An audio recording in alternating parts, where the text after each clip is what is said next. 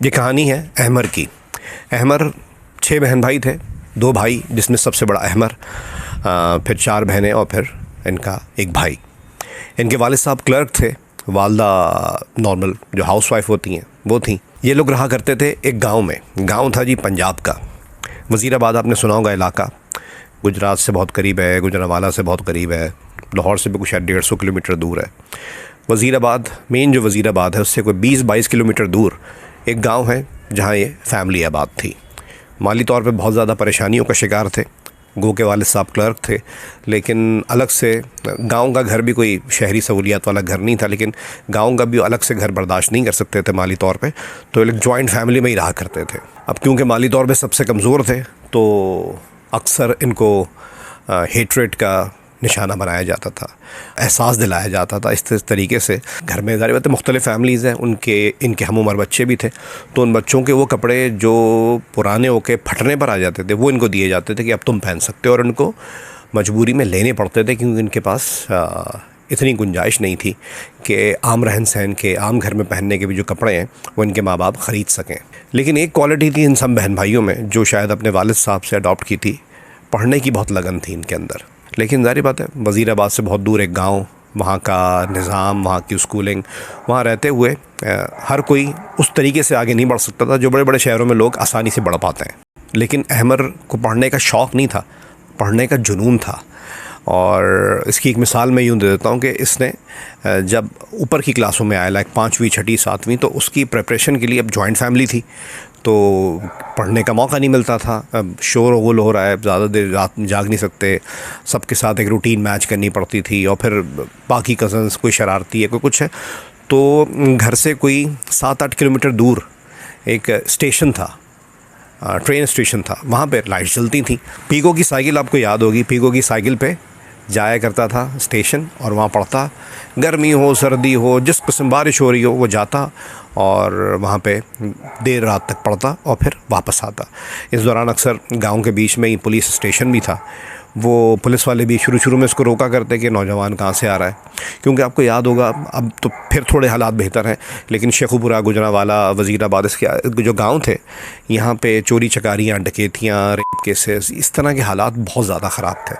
तो पुलिस वाले अक्सर रोका करते थे, और फिर पुलिस वालों को पहचान हो गई थी क्योंकि भाई तो पढ़ने लिखने वाला बच्चा है, कि उसमें 2-3 जो पढ़े लिखे पुलिस वाले थे वो स्टेशन के बाहर ही अक्सर ड्यूटी दे रहे होते थे, तो वो रूटीन में इसको जानते थे क्योंकि वो उससे फैज़ का कलाम सुनते, अल्लामा इकबाल के अशार सुनते, अहमद फराज की नज़में सुनते, और ये साइंस की बातें बताता उनको, तो वो बड़ा खुश होते कि गांव में जहां अक्सर बच्चे दूसरे कामों में, अक्सर नौजवान दूसरे कामों में लग गए, ख़ास तौर पे नशे में और दूसरे चोरी चकारियों में, ये ऐसा लगता था कि नाम रोशन करेगा, तो बड़ा इसको एडमायर भी करते थे।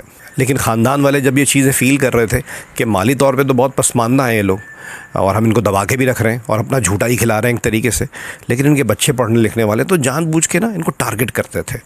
ऐसे ही हुआ, इनके घर में एक शादी थी, जॉइंट फैमिली है, इनके घर में तो नहीं, इनके जॉइंट फैमिली में एक शादी है और इस शादी में दूर दूर से रिश्तेदार आए हुए हैं, घर भरा हुआ है। और वो आपको याद होगा जो गाँव देहात के कल्चर में वो नोटों वाला हार होता है, उसमें से कह रहा है अहमर के कुछ कज़न्स हैं जिनका बाप उस वक्त मिडल ईस्ट में कहीं होता था और वो ज़रा डिफरेंट मिजाज का आदमी था, कोई गुंडा टाइप था, वहाँ भी कोई सीधे तरीके से काम नहीं कर रहा होता था, तो उसके बच्चे भी उसके नक्शे कदम पर थे। तो उन्होंने उस हार में से कुछ नोट चुरा लिए जो अहमर ने देखा और इल्ज़ाम अहमर पे लगा दिया, और इसकी बेइज्जती करने के लिए और सारा इल्ज़ाम इस पर डाल देने के लिए, क्योंकि ज़्यादा वजाहत दे नहीं पाते थे, दबे हुए माहौल में रह रहे होते थे, क्योंकि जाहिर बात है जब दूसरों की उतरने पहन रहे हैं और वालिद साहब के पास इतनी गुंजाइश नहीं कि वो किसी छोटे से भी गाँव के घर में कहीं और शिफ्ट हो सकें, तो फिर ऐसी फैमिली को दब के रहना पड़ रहा था। तो शादी वाले घर में कहता है बीच सहन में मुझे मुर्गा बना दिया गया। कह रहा मैं वो बेइज्जती मुझे आज तक याद है, और उसके बाद वही करीबी पुलिस स्टेशन में मुझे लेकर गए। अच्छा, इससे पहले मैं एक चीज़ और बता दूं, इस पुलिस स्टेशन वाली बात पे आता हूँ कि उस पर हुआ क्या था। आपको पता है ये स्कूल्स के जो एग्ज़ाम्स होते हैं पंजाब में भी वो बोर्ड के तहत होते हैं, तो इसने 5वीं और 8वीं क्लास में बोर्ड में पोजीशन हासिल की थी, गालिबन 3री या 4थी पोजीशन थी, स्कूल में टॉप पर था और ओवरऑल बोर्ड में ये 3री या 4थी पोजीशन पर था। तो इस किस्म का स्टूडेंट फिर इतनी दूर जाके पढ़ना पढ़ाना, और क्लास 6 के बाद इसको पता था मेरे वालिद साहब मेरी पढ़ाई का ख़र्च बर्दाश्त नहीं कर सकते, जो छोटा मोटा ख़र्च भी आ रहा है वो कहते थे भाई हम मतलब कि खा पी लें यही बहुत है।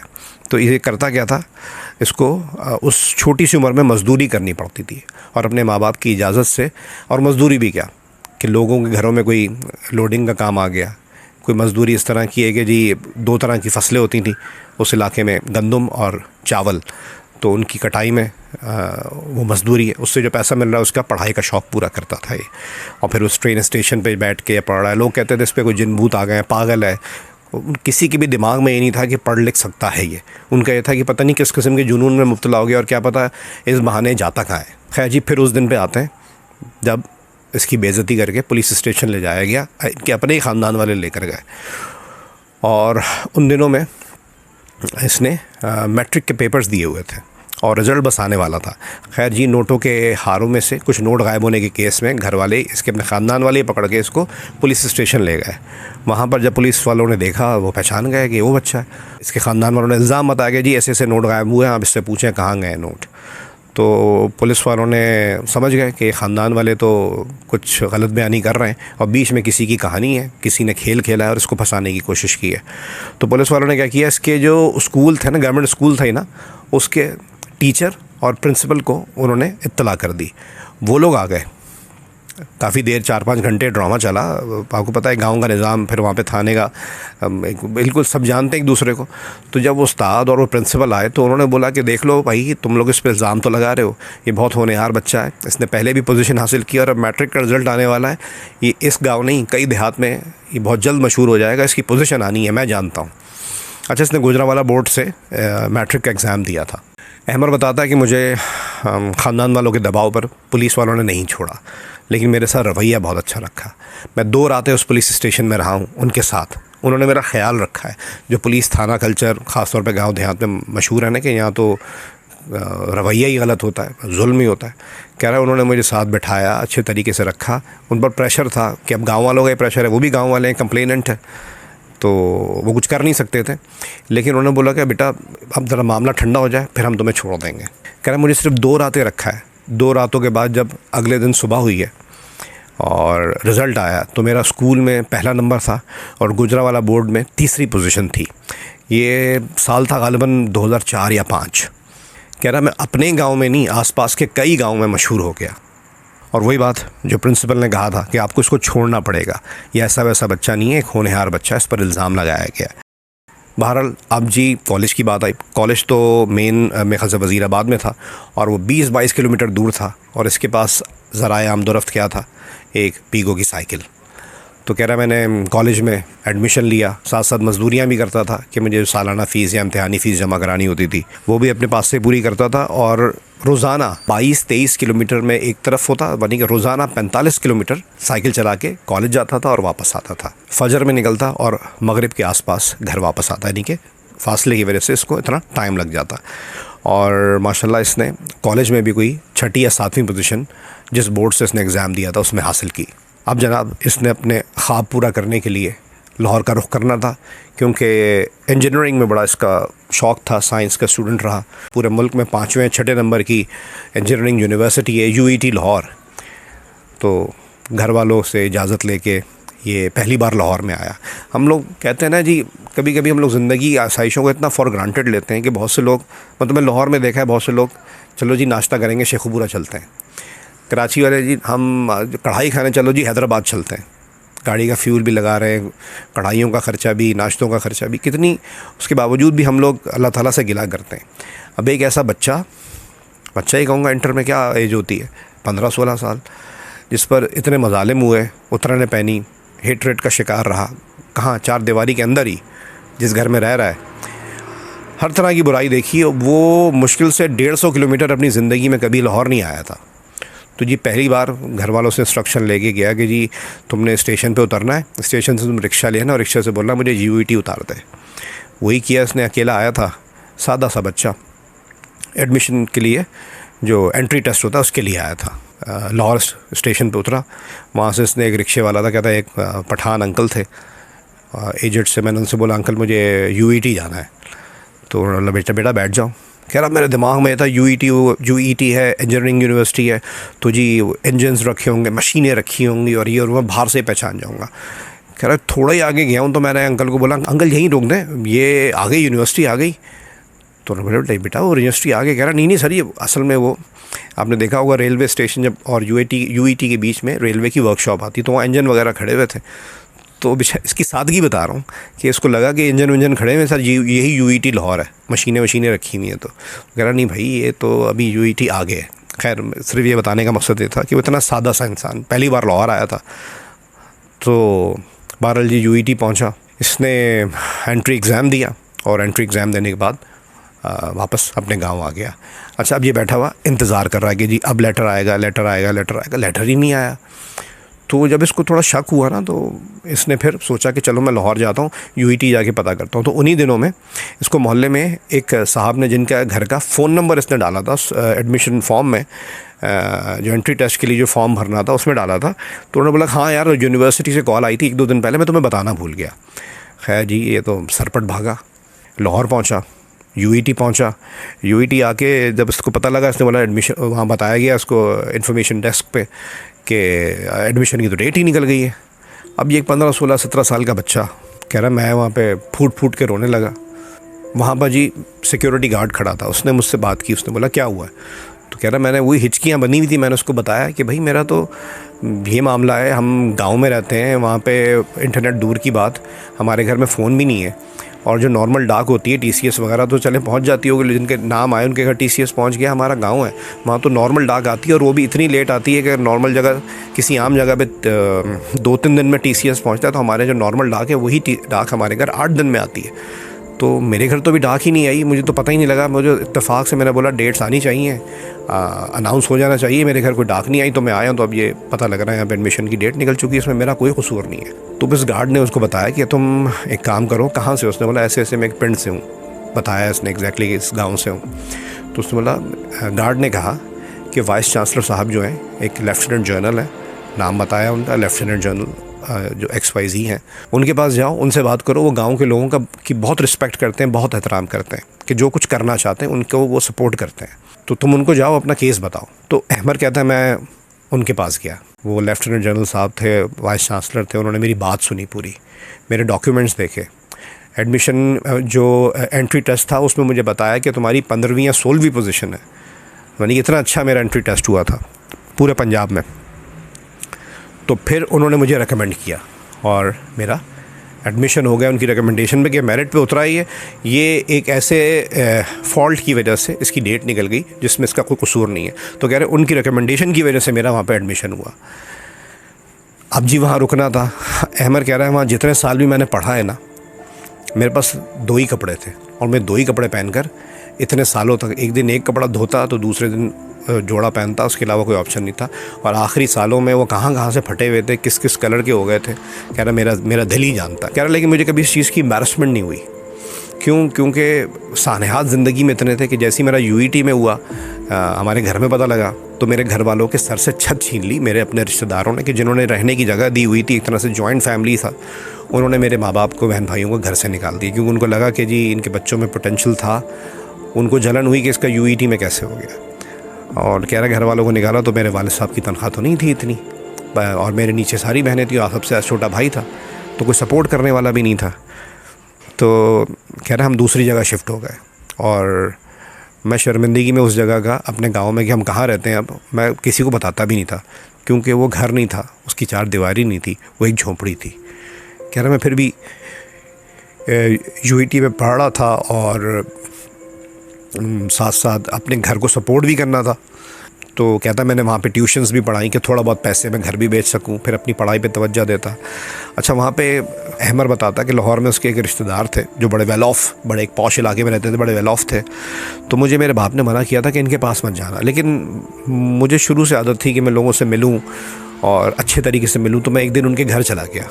उन्होंने काफ़ी देर तक तो मुझे अंदर ही नहीं बुलाया, और फिर थोड़ी देर बाद उनके वालिद साहब निकले जो हमारे कोई दूर परे के रिश्तेदार लगते थे। उन्होंने बाहर गेट पे खड़े होकर मुझसे बात की और मुझे रवाना कर दिया। खैर इसके बाद में 1-2 दफ़ा उनसे दोबारा कांटेक्ट करने की कोशिश की और मैं मज़ीद उनसे कांटेक्ट ना करूं तो उन्होंने मुझ पर एक इल्ज़ाम धर दिया।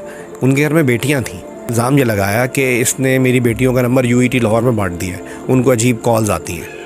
तो मुझे मेरे बाप ने फ़ोन करके बड़ा डांटा कि भाई तुम्हें मना किया था उस जगह नहीं जाना, तुम पर ये इल्ज़ाम लगा रहा, पूरा ख़ानदान वाले हमसे जवाबदेही हो रही है, तुमने क्या किया है। मैं नहीं गया फिर उनके पास दोबारा।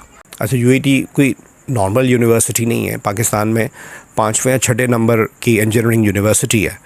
वहाँ से इसने अपनी इंजीनियरिंग कंप्लीट की और ग़ालिबन ये बात होगी अब 2011 या 12 की। और उसके बाद जॉब सर्चिंग शुरू की। अमर बताता है क्लास 6 और क्लास 8 में मैंने टॉप किया था, मेरी मैट्रिक में पोजीशन आई थी, मेरी इंटर में पोजीशन थी, UET से मैंने पढ़ा था, लेकिन कह रहा मैं जहाँ जाता जॉब के लिए मना हो जाता। एक चीज़ और, UET के जो बंदा इंजीनियरिंग करके निकलता है उसमें 5 गोल्ड मेडल होते हैं, ले सकता है वो। कह रहा मैंने 3 गोल्ड मेडल हासिल किए थे, उसके बावजूद मुझे नौकरी नहीं मिली। कई हफ्तों मैंने कोशिशें की लेकिन किसी दफ्तर में नौकरी नहीं मिली। तंग आकर कि मैं लाहौर में रुक सकूं, मैंने एक जगह, एक ऑफ़िस में जहाँ पर अपनी इंजीनियरिंग की डिग्री की बुनियाद पर मैंने अप्लाई किया था, वहीं मैंने टी बॉय की नौकरी एक्सेप्ट की। कह रहा मुझे समझ में नहीं आया आज तक मुझे नौकरी क्यों नहीं मिलती थी, और टी बॉय की नौकरी की और वहीं, ताकि मुझे रहने की जगह मिल जाए, मुझे वापस ना जाना पड़े। मुझे उम्मीद यही थी कि यहीं से मुझे कोई नौकरी मिल जाएगी और मेरा करियर आगे चल पड़ेगा, क्योंकि एक बड़ा शहर है। कह रहे यहाँ एक दोस्त था मेरा जो एकेडमी लाइफ का ही दोस्त था, उसका ताल्लुक़ कोयटा से था, बलोच था। उसने एक दिन बताया कि सऊदी अरब में ना ऐसे ऐसे तुम्हारी क्वालिफ़िकेशन के मुताबिक जॉब्स आई हुई हैं, तुम अप्लाई करो, हो सकता है तुम्हारा हो जाए। अहमर ने उस पोजीशन के लिए अप्लाई किया और इत्तेफाक था, नसीब था, क्या था कि पाकिस्तान में जहाँ किसी भी इदारे में उसकी जॉब नहीं हो रही थी, अहमर का उस सऊदी अरब की फ़र्म में जो जॉब थी वो कंफर्म हो गई। लेकिन इम्तिहान अभी भी ख़त्म नहीं हुआ, क्योंकि जी इसके बाद टिकट्स के पैसे नहीं थे। तो फिर एक कज़न था जो इनका लाहौर में ही रहता था, उससे उन्होंने महज 25,000 रुपये मांगे कि ये मामलात हैं। उसने सब चीज़ें दिखाई कि मुझे नौकरी पे जाना है, शायद मैं 1 महीने में आपके पैसे लौटा दूंगा, लेकिन उसने मना कर दिया, जिसका उसको बहुत दुख हुआ। फिर एक दोस्त ने इसको पैसे अरेंज करके दिए, इसने टिकट ख़रीदा और फाइनली सऊदी अरब चला गया। अमर बताते हैं कि मैं सऊदी अरब आया हूँ तो मुझे आज से पहले अंदाज़ा नहीं था कि इज़्ज़त रिसीव कैसे की जाती है, यानी कि इज़्ज़त देने वाले लोग कैसे होते हैं और इज़्ज़त मिलती है तो कैसी फ़ीलिंग आती है। पहली बार फ़ीलिंग आई मुझे एयरपोर्ट से जो प्रोटोकॉल मिलना शुरू हुआ। हालांकि मैं एक ट्रेनी इंजीनियर हायर हुआ था एक सऊदी फ़र्म में और मेरा एक बेहतरीन जगह पे स्टे था। फिर जब मैं कंपनी में गया हूँ, एक ट्रेनी इंजीनियर को कितना प्रोटोकॉल दिया गया, तो मैं बड़ा हैरान था। और उस वक्त जो मेरी जॉब थी उसमें जो मेरी सैलरी लगी वो पाकिस्तानी, यानी कि 2011-12 की बात बता रहा हूँ, पाकिस्तानी 1,20,000 पर मंथ उसकी जॉब थी। तो बड़ा खुश था कि मेरे घर वाले बहुत खुश होंगे, उनको अच्छा पढ़ा लूँगा, बच्चों अपने बहन भाइयों को, अच्छी जगह घर बन जाएगा, आहिस्ता आहिस्ता अपने ख्वाब पूरे करूँगा। खैर जी, जॉब शुरू की और अभी सिर्फ 2 महीने ही हुए थे इसको कि इसकी तबीयत ख़राब हुई, इसकी हार्ट बीट बहुत तेज़ हुई।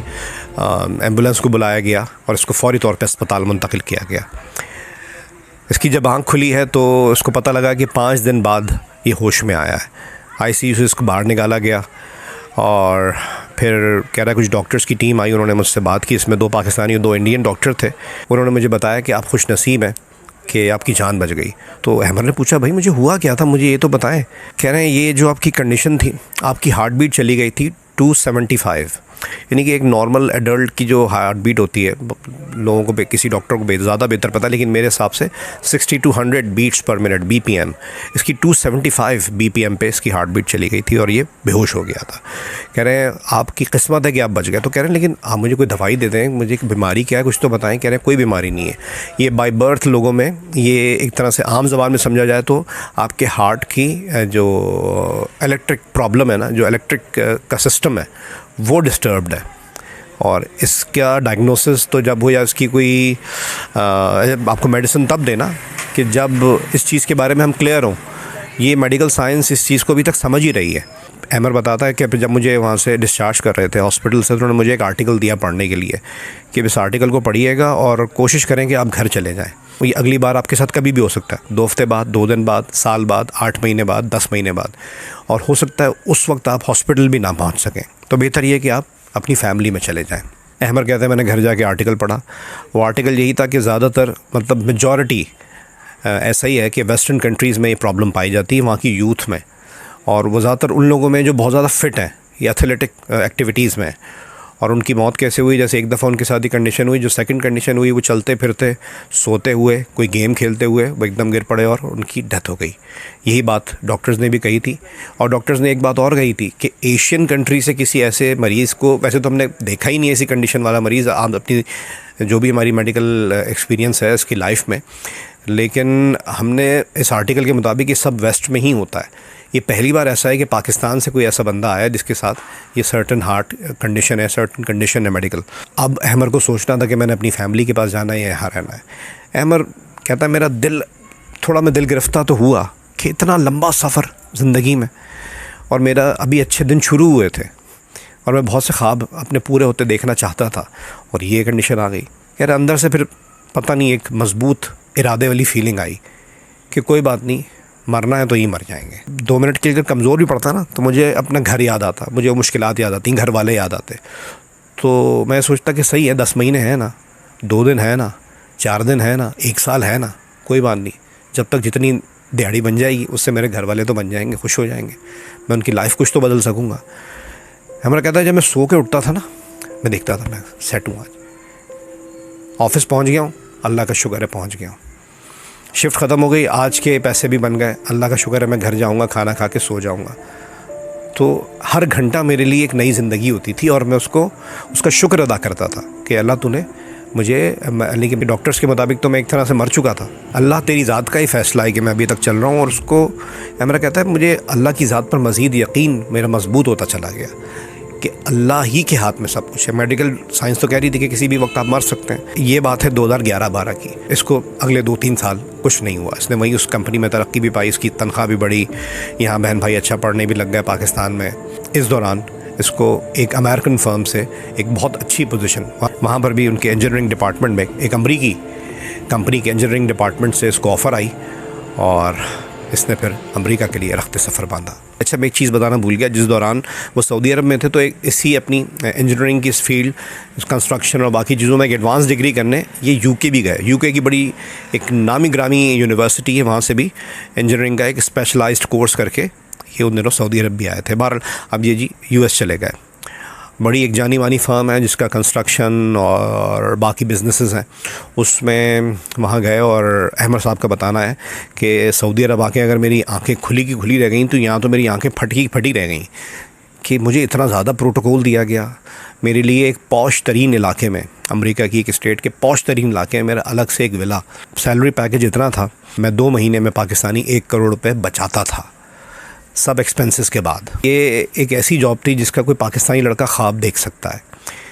लेकिन फिर वही बात, मैंने यहाँ पे 2014-15 में ज्वाइनिंग दी है और 2016 में मेरे साथ फिर वही सर्टेन कंडीशन जो थी, मेरी हार्ट बीट बढ़ी और मैंने एम्बुलेंस कॉल की और मुझे हॉस्पिटल ले जाया गया। और तकरीबन 3.5-4 दिन बाद मैं जब बहाल हुआ तो मुझे डॉक्टर्स की टीम ने अपने साथ बिठाया और उन्होंने मुझे वही गाइड किया जो सऊदी अरब में मुझे गाइड किया गया था। लेकिन खुशकिस्मती थी इनकी कि इस वक्त ये यूएस पहुंच चुके थे, क्योंकि ये इनकी जो कंडीशन थी इस पर काम हो रहा था दुनिया में उस दौर में। मेडिकल साइंस इसको इस चीज़ के बारे में डिग आउट कर रही थी कि असल में ये इशू क्या है या पॉसिबली इसका हल क्या निकल सकता है। तो डॉक्टर्स ने इनको ये बताया कि ज़िंदगी का कुछ पता नहीं होता इसमें, और नेक्स्ट टाइम आपके साथ हो, एक तो ये कि आप अपना ख्याल रखें, नेक्स्ट टाइम आपके साथ हो तो फ़ौरी तौर पे आपने एम्बुलेंस को कॉल करनी होती है। ज़्यादा से ज़्यादा 20-25 मिनट का आपके पास टाइम होता है। ये आपका जेनेटिक इशू है, आपको पैदाइशी है, लेकिन हमारे लिए हैरान कुन ये है कि आप पाकिस्तानी हैं, आपके वालिदैन पाकिस्तानी हैं। ये इससे पहले इस रीजन से तो ये बीमारी कभी आई ही नहीं है, इसकी हिस्ट्री नहीं है। तो ये आप पहले मरीज़ हैं, पहला केस देख रहे हैं। यानी कि सऊदी अरब में तो था कि उन्होंने केस ही पहला देखा था, इन्होंने सुना ही था कि ऐसे केसेस होते हैं। लेकिन अमेरिका में जहाँ ये बीमारी बहुत ज़्यादा तो नहीं, वहीं पाई जाती है, जितनी भी पाई जाती है उन्हीं कंट्रीज़ में, उन्हीं वेस्टर्न कंट्रीज़ में। तो कह रहे हैं हमने किसी पाकिस्तानी यानी कि उस रीजन के किसी बंदे के अंदर पहली बार देखी है। इसके लिए हम आपकी एक मीटिंग करवाएंगे, कुछ जैसे हार्ट स्पेशलिस्ट होते हैं, क्योंकि हार्ट का ये इलेक्ट्रिकल सिस्टम अगर आप नॉर्मल तौर पे समझें तो ये उसकी ख़राबी के बायस ये पेश आता है मामला। तो इलेक्ट्रोफिजियोलॉजिस्ट होते हैं, एक तो हार्ट के सर्जन होते हैं, हार्ट स्पेशलिस्ट होते हैं, कहते हैं उससे भी ऊपर की कोई चीज़ होते हैं इलेक्ट्रोफिजियोलॉजिस्ट। उनसे हम आपकी एक मीटिंग लाइन अप करवाते हैं। इस पर रिसर्च चल रही है, 2 ही लेबॉर्ट्रीज़ इस पर पूरी दुनिया में रिसर्च कर रही हैं, कतर में है, एक यूएस में है, और इत्तेफाक से यूएस में अहमर साहब मौजूद थे। बहरहाल जी इलेक्ट्रोफिजियोलॉजिस्ट की टीम से मीटिंग हुई और उन्होंने अहमर साहब को मज़ीद गाइड किया और उनसे कोऑपरेट करने के लिए उनसे कहा कि बहुत जल्द हमें लगता है कि मेडिकल साइंस इसके इलाज तक पहुंच जाएगी, लेकिन इसमें कुछ साल लगेंगे। ये तो 2014 चल रहा था और अहमर साहब जो जहाँ अपनी तरक्की से बहुत खुश थे, जिसकी वजह से अपने घर वालों को भी एक आसूदा ज़िंदगी दे पा रहे थे, वहीं उनके साथ दवाइयाँ एक इतनी अर्ली एज में लग चुकी थी। इनकी एज का अंदाज़ा मैं आपको यूँ दे दूँ, 1988 की इनका ईयर ऑफ बर्थ है। उस हिसाब से आप लगा लें, मतलब उस दौर में लेट 20s में होंगे, इतना यंग इंसान। बहरहाल अहमर साहब कहते हैं मुझे अपने घर वालों के लिए कुछ करना इतना मोटिवेट करता था कि मैं ये नहीं सोचता था कि मेरे लिए 1 मिनट है ज़िंदगी का और या 1 घंटा है या 1 साल है। मैं उनके लिए ही जॉब कर रहा था और सब कुछ जो भी कमाता था मैं पाकिस्तान में लाहौर और इस्लामाबाद के पॉश तरीन इलाकों में घर बनाए, अपने बहन भाइयों को बांटे, अपने माँ बाप को वो घर दिए। और मुझे अपना यूईटी का टाइम याद आता था, तो मैंने यूईटी में कुछ लोगों के ज़रिए, कनेक्शंस के ज़रिए ऐसे स्टूडेंट्स ढूंढता हर साल कि जिनको फाइनेंशियल प्रॉब्लम्स होते हैं, मैं उनकी डिग्री में उनकी मदद करता। और बहुत से लोगों को उन्होंने एक वर्ड यूज़ किया, अच्छा मैं तो मदद का वर्ड यूज़ कर रहा हूँ ना, जैसे हमारे यहाँ एक गुलामाना सोच है, वो फ़ौरन हम हर किसी के साथ साहब लगा देते हैं, तो वो कॉलोनियल दौर की शायद ये चीज़ें टर्म चली आ रही हैं। अहमर साहब ने इतनी लोगों की मदद करने के बावजूद एक वर्ड यूज़ किया था, असिस्ट करना, जो उन्होंने तो शायद फ़ील नहीं किया, मैंने फ़ील किया कि एक शख्स जो किसी के लिए इतना कर रहा है, वो कह रहा है मैंने अपने घर वालों को असिस्ट किया, मैंने यूईटी के फ़लाने इतने स्टूडेंट्स को असिस्ट किया कि वो अपनी तालीम पूरी कर सकें, हालांकि उसको उनका पूरा ख़र्चा उठाया उन्होंने। तो हमारे यहाँ उसको मदद कहते हैं, उन्होंने बोला कि मुझे अल्लाह ताला ने दिया और मैंने लोगों से ताउन किया। तो बहरहाल ये चीज़ें उनका दिल मजबूत कर रही थी और उनकी ज़िंदगी में चीज़ें अच्छी तरह आगे बढ़ रही थी। दूसरा अटैक उनको 2017 में आया, उसके बाद 2021 में, 2022 में उनको इससे सर्टेन मेडिकल कंडीशंस हुई और फाइनली 2026, जिस वक्त उनकी उम्र है 38 साल, और 2026 की जनवरी में वही इलेक्ट्रोफिजियोलॉजिस्ट की जो टीम पिछले एक तरीके से 2014 से उनके साथ है और उससे पहले से सालों से रिसर्च चल रही है, उस लैब ने फाइनली इसकी एक मेडिसिन और इसका एक ट्रीटमेंट इजाद किया। इनको बुलाया गया, अच्छा इनको एक मेडिसिन दी गई थी जिसके बारे में उन्होंने कह दिया था कि भाई 50-50 है, ये आपने आना है, वही 4-5 दिन आप बेहोश वाली कंडीशन आईसीयू में और ये और वो रहेगी। अब 2026 की जनवरी में इनको बोला आपके लिए खुशखबरी है कि इस तरह के जो पेशेंट्स हैं उनके लिए एक ख़ास इलाज दरियाफ़्त हुआ है जो अमेरिका में और कतर में ही है मौजूद है। तो क्योंकि 2 ही लैब्स ये काम कर रही थी पूरी दुनिया में, हो सकता है अभी एक्सपेंड कर गया हो, ये टेक्नोलॉजी हर जगह चली गई हो। उनको कहा गया कि आपने आना है इस तैयारी से, दिमाग बना के कि आपने 2-4 दिन आप आईसीयू में रहेंगे और आपको हम ट्रीट करेंगे रेडियो फ्रिक्वेंसी वेव्स से, और आपका जो ये सर्टन हार्ट कंडीशन है, ये जो मैकेनिकल प्रॉब्लम है, जो पैदाइशी है, जो जेनेटिक है, उससे आप आज़ाद हो जाएंगे, कोई मेडिसिन कुछ नहीं लेनी, आप एक नॉर्मल लाइफ जिएंगे। ये एक बहुत बड़ी ख़बर थी एक ऐसे शख्स के लिए जिसने सब कुछ किया इस दुनिया में। अहमर साहब कहते हैं मैं शादी नहीं करता था, अभी भी नहीं की मैंने। 2026 जनवरी में जब उनको ख़बर ये मिली, तो एक शख्स जो कहता है कि मेरी 2 महीने की तनख्वाह की जो सेविंग्स है वो पाकिस्तानी 1 करोड़ रुपए है, वो कहता है मैंने शादी नहीं की क्योंकि मैं किसी को धोखा नहीं देना चाहता कि मैं 1 दिन बाद मर जाऊँ, मैं साल बाद मर जाऊँ तो मेरा बच्चा भी यतीम, औरत भी बेवा। चलो हादसाती मौत हो तो अलग बात है, अल्लाह ताला जानता, लेकिन एक चीज़ अपनी कंडीशन के बारे में जानता हूँ तो मैं किसी को धोखा नहीं दूंगा। बहरहाल उसके लिए बड़ी खुशी की खबर थी, लेकिन अब उनको डिसीजन लेना था कि उन्होंने ट्रीटमेंट करवाना है कि नहीं। अहमर साहब ने अल्लाह का नाम लेकर हामी भर दी, उनका ट्रीटमेंट हुआ और माशाल्लाह वो अब इस तमाम दवाइयों से आज़ाद हैं, तमाम फ़िक्रों से आज़ाद हैं, वो इस बीमारी से रिकवर कर गए हैं। इलेक्ट्रोफ्रिक्वेंसी वेव्स से उनका इलाज किया गया और वो अब सेहतयाब हो चुके हैं, एक सेहतयाब एक नॉर्मल ज़िंदगी गुजार रहे हैं, और सिर्फ 38 साल की एज है उनकी। लेकिन आप इमेजिन करें, पहला झटका उस शख्स को 2011 में लगा था, उस हिसाब से 15 साल वो शख्स ऐसा जिया है कि किसी भी वक्त मौत है, अगले लम्हे मौत है। सुबह होती है नहीं होती, शिफ्ट 8 घंटे की है, 4 घंटे में ही मौत हो जाए, शिफ्ट पूरी कर पाऊँगा नहीं कर पाऊँगा। और ये वो शख्स है जो मैं आपको बता नहीं है जिसने यूथ ऐसी गुजारी है, ये नहीं कि कोई फास्ट फूड खा रहा है या ऐसी कोई अनहेल्दी इसकी रूटीन थी। साइकिल पे 20-40 किलोमीटर डेली जाना, डेली, फिर पैदल सफ़र करना, फिर एक गांव की लाइफ में मेहनत मजदूरी करना, ऐसा फिट रखने वाला इंसान, उसके साथ ये प्रॉब्लम थी। डॉक्टर्स ने इनको एक किसी भी अच्छे साइकेट्रिस्ट से सेशंस लेने का भी कहा है, क्योंकि एक शख्स लगाए ना, अब 2011 से 2026 जनवरी, 16 साल 15 साल ऐसे रहा है कि अब मरा के तब मरा। तो उस शख्स का दिमाग क्या होगा, मतलब क्या सोचता होगा वो। तो उन्होंने कहा कि आप सेशंस लें, अगले 2 महीने आपने लेने। अब माशाल्लाह आप सेहतयाब हैं, कोई मेडिसिन्स, किसी ट्रीटमेंट की आपको ज़रूरत नहीं है। आप बिल्कुल आज़ाद हैं इन चीज़ों से। एक चीज़ जहाँ वो कहते हैं कि अरे मैं यूएस में था, मैं ब्लेस्ड फील करता हूँ कि मैं यूएस में था और मेरा ये इलाज हो सका, और एक तरीके से मैं उस इलाज की दरियाफ्त का हिस्सा बना। बीच में बहुत ज़्यादा मायूसी का उनसर पैदा होता था, लेकिन कह रहे हैं मैं एक प्रैक्टिकल मुस्लिम हूँ, मैंने 2 हज किए हैं, कई उम्रा किए हैं, मैं मिरेकल होते हैं लेकिन मैं उस तरह मिरेकल पे बिलीव नहीं करता। मैं एक इंजीनियर हूँ, एक प्रैक्टिसिंग मुस्लिम हूँ। मैं किसी साईं बाबा के पास नहीं चला गया, मैं ये नहीं किया मेरे लिए फ़लाने बाबे के पास जाए, मैं डिमोटिवेट नहीं हुआ दम कराने चले जाए। मैं साइंस पे यकीन रखता था, मैं साइंस की तहकीक को साथ लेके चला, क्योंकि खुद एक इंजीनियर था। फिर वो कहते हैं ना, उठ बांध कमर क्या डरता है, फिर देख खुदा क्या करता है। एक लड़का जिसको एक नोटों के हार की चोरी के चक्कर में पूरे ख़ानदान में भरी बारात जिस दिन थी, अपने ही कज़न्स के बीच में, अपने ही मामू चचा तायाओं के बीच में मुर्गा बना दिया गया, फिर थाने ले जाके ह्यूमिलेट किया गया। हर चीज़ में ह्यूमिलेशन का शिकार रहा। लोगों की उतरने, अपने कज़न्स की उतरने पहनी उसी 4 दीवारी में जहाँ बाकी नए कपड़े पहन रहे थे। झूठा खाया लोगों का, अपनी फैमिली का दिया हुआ। वो कह रहे हैं मुझे नफ़रत है अपने रिश्तेदारों से, लेकिन जो इनिशियल मोटिवेशन थी वो मेरे बहन भाई को मैं अच्छी ज़िंदगी दे सकूं। आज हर बहन भाई के लिए मैंने अलग लाहौर और इस्लामाबाद के पॉश इलाकों में घर बनाए हैं। मैं पाकिस्तान हर 6 महीने बाद आता हूं और उनको पढ़ाया है, उनकी अच्छी जगह रिश्ते हुए हैं। ज़िंदगी में बहुत प्रैक्टिकली चला हूँ। तो ये एक छोटी सी कहानी है, कहने को इस पर लफ्ज़ी बहुत हो सकती है। आप मुझे प्लीज़ कमेंट सेक्शन में बताइएगा अगर आपने ऐसी कोई कहानी कभी विटनेस की हो या आप ही कहानी का हिस्सा रहे हों, कहानी का कोई किरदार रहे हों, तो ज़रूर मुझसे शेयर कीजिएगा।